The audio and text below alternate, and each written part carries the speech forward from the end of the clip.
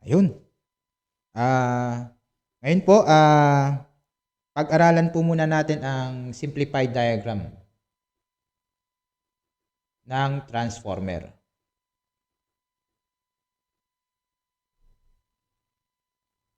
So, transformer po.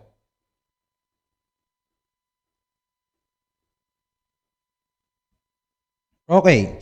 So, yung last topic po natin nung nakaraan. So, nagkaroon po tayo ng phasor diagram kung saan nandun po makikita natin yung ating mga B1, B2, I1, I2.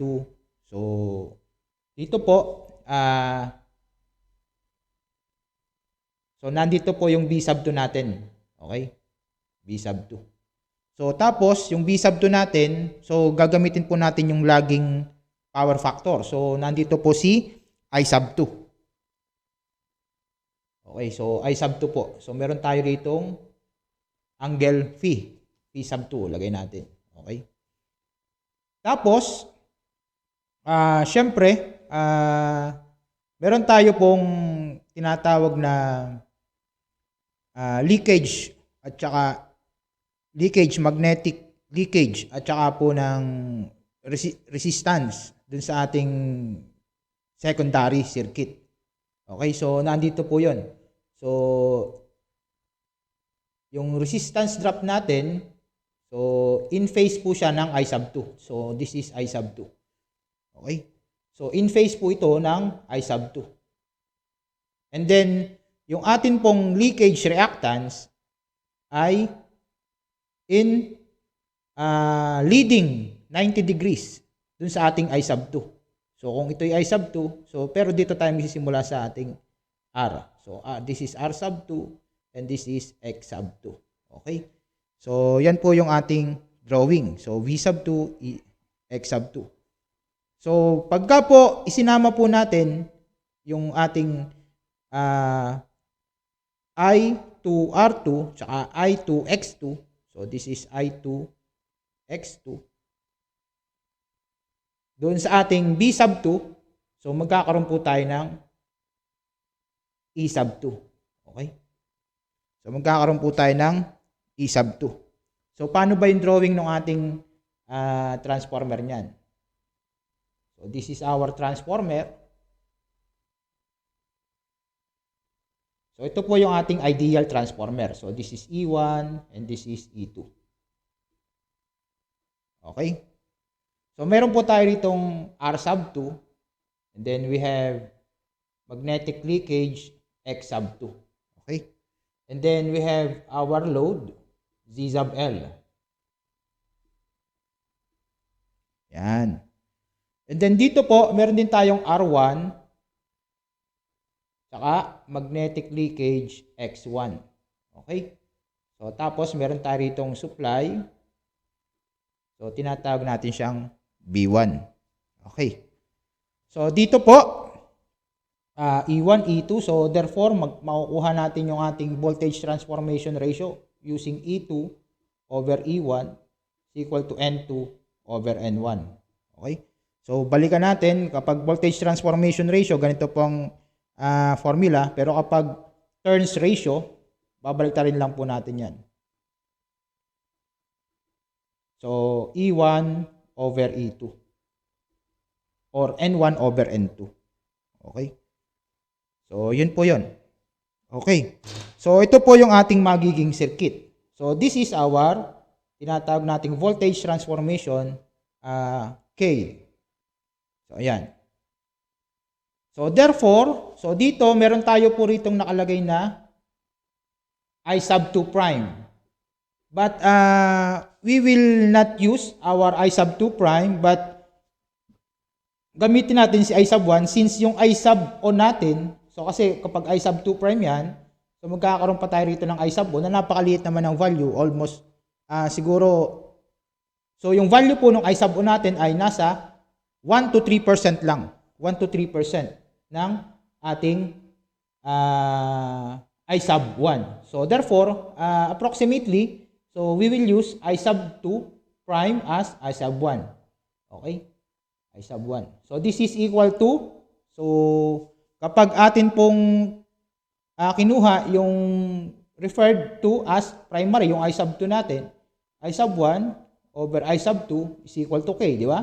So, I sub 1 is equal to K times I sub 2. So, okay. So, nandun na po yung formula natin. And then we have here our E sub 1. Okay?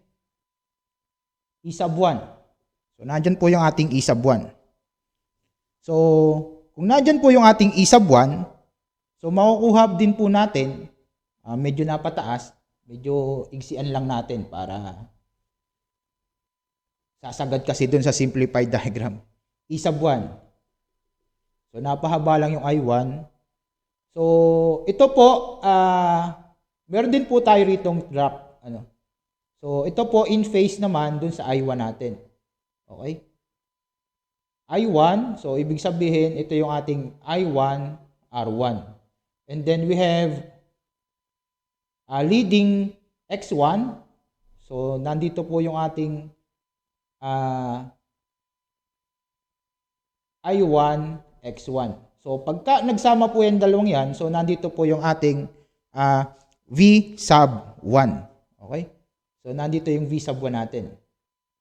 Okay? So, yung value po nito, pag pinagsama natin dito, so medyo maguguhitan natin yung simplified diagram. Tanggalin na kaya natin to para kitang-kita lahat. Yan. Yan. So, ito na po yung value ng ating simplified diagram. Okay? So, I1. So, ibig sabihin, ang value ng I1 natin is Ki sub 2.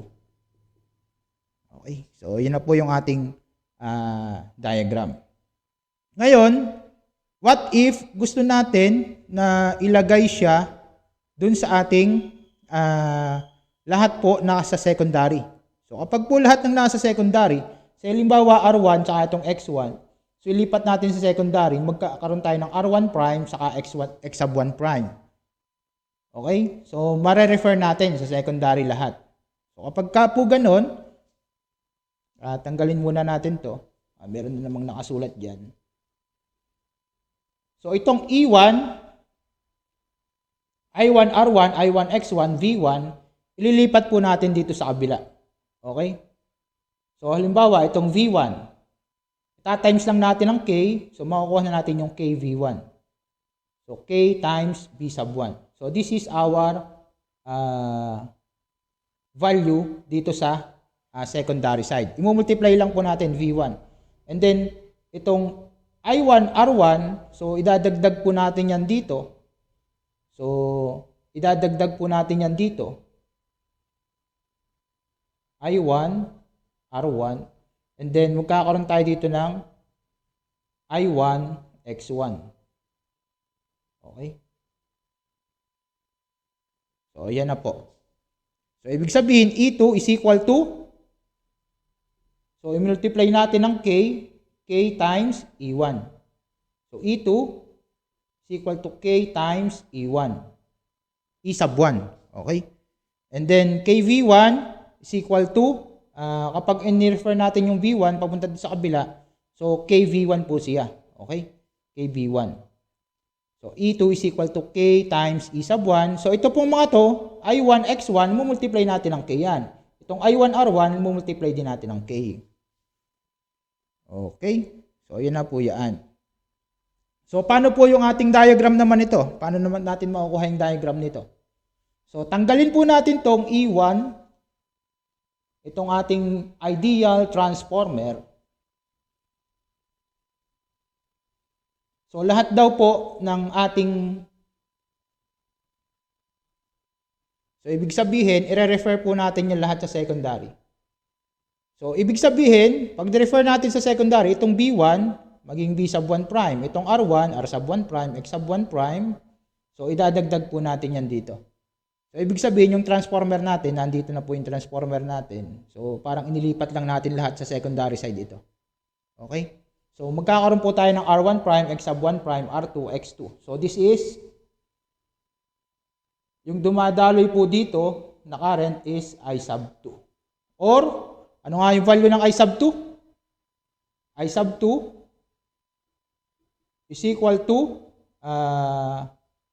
ayun, I sub 1 over k. Okay? So, yan po yung magiging value niya. So, paano naman yung diagram nito? Paano na yung diagram nito? So, ito po, gawin po natin yung v sub 2 i-flip natin yung v sub 2 ang ating reference, since yun po ang ating ginagamit na reference, ilagay po natin sa x-axis.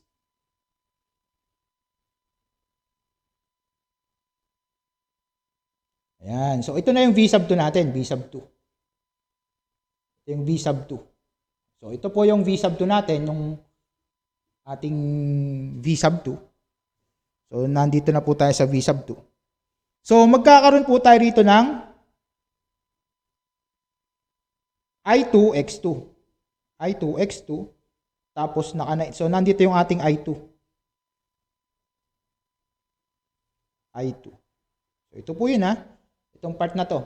So, nandito si angle phi. Tapos, meron kang 90 degrees dyan. So, 90 degrees, nandito yung ito yung I2 x2. So, this is R2 pala, sorry. I2 R2. Okay? So, ibig sabihin, meron tayong, pag nakuha natin dito, so, meron na tayo ritong E2. Okay? So, 90 degrees.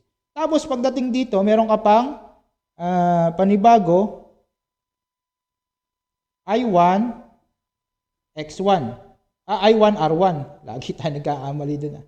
Tapos, meron tayo ritong I1 x1. I1 R1. Okay, so meron na tayo ritong KV1. Okay. So, yan na po yung ating value. Okay? So, nandito yung ating, so, medyo napalayo yung ating drawing pala. So, I1 R1 to, I1 X1, I2 X2, I2 R2. So, KV1. So, nandito po yung ating, pag pinagsama po natin lahat yan, ito yung tinatawag nating I2Z sub O2. Okay? So, yan na po yung tinatawag nating I2Z sub O2. So, paano nangyari yon? Diba, ang Z sub O2 is equal to, anong formula niya? R sub O2 plus JX sub O2. Okay? So, ito po, pwede nating gawin na, so, since alam nyo na to, So, okay na tayo dito, wala na tayo ritong problema. I2. Ito-drawing natin na panibagong phasor diagram natin.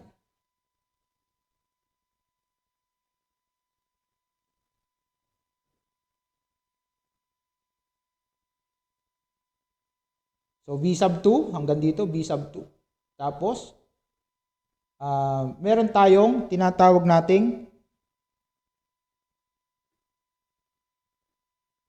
so, this is I2 Z sub O2. So, this is, yung pinagsama na I2 R2, I1 R1. I2 R2, saka I1 R1. Tapos, ito namang kabila, ito yung pinagsama na I2 X2 plus I1 R X1. I1 X1. So, ayan po yan. Okay. So, ibig sabihin, I1, anong value ni I1? K times I sub 2. Okay? I2 X2. So, this is R sub 1 prime, sorry, X sub 1 prime. I2 X2 plus I1, I1 natin ay K times I1 is KI2, X sub 1, ano po yung X sub 1 natin? Ano yung value ng X sub 1 natin? X sub 1 prime. So, this is our K, X sub 1, prime, K squared. So, this is KI1 X1,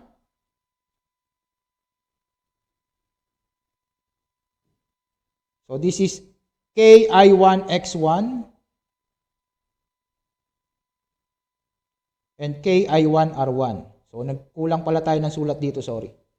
Plus KI1R1. So, this is I2X2 plus KI1X1.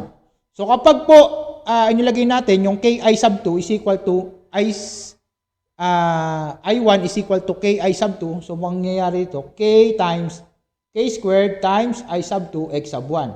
So, ito naman, ang mangyayari dito, I2 R2 plus K squared I2 R sub 1. Okay? So, this is equal to I sub 2 times R sub 1, R sub 2 plus R sub 1 prime. And this one is I sub 2 times X sub 2 plus X sub 1 prime. And this value is equal to X sub O2. And this value, so wala po siyang prime, tama, may prime nga, is equal to R sub O2. And then, makukuha na natin si Z sub O2. Okay? So, yun po yung ating drawing. O, yung ating phasor diagram. So, nandito po yung I1. Kulang pala tayo ng I1 dito. I2 pala. I2. Okay. So, ibig sabihin, so ito KV1 pa rin. KV1. KV sub 1. So, this is, tinatawag din natin siyang no load voltage or no load secondary voltage. No load secondary voltage. Okay. So, yun po.